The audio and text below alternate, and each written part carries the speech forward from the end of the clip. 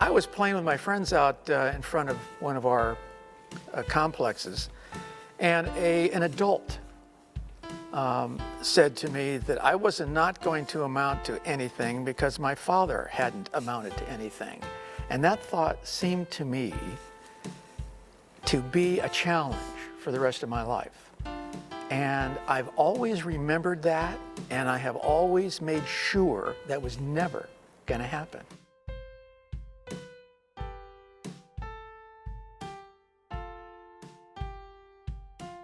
Right now, my plan is just to finish high school and graduate, but maybe later on in life, I might find something that I'm passionate about and dedicate some time to it.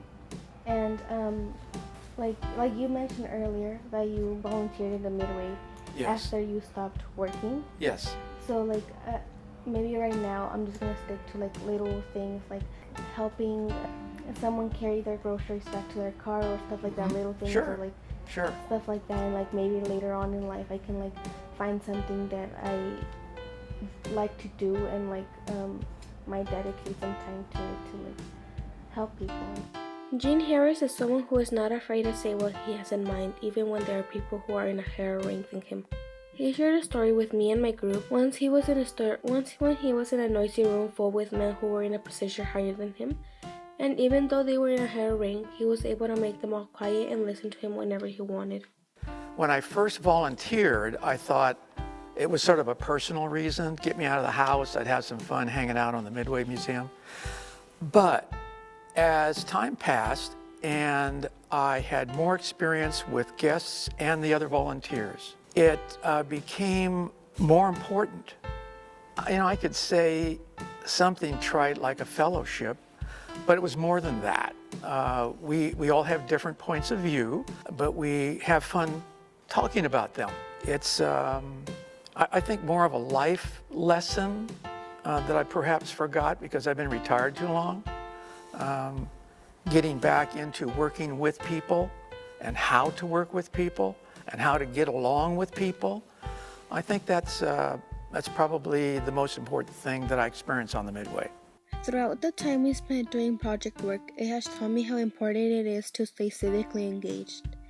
My volunteer, JeanHarris, has also explained to us why it is really important to not lose the communication that you have with people.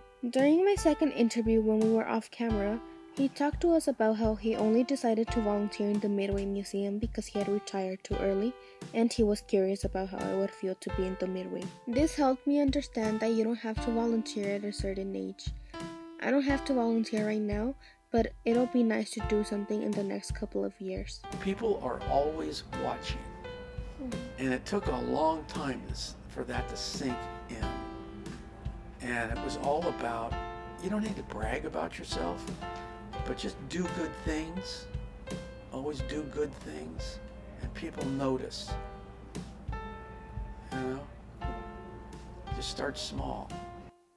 Thank you for being able to help us with our project and being able to take time out of your busy day to meet us and interview you.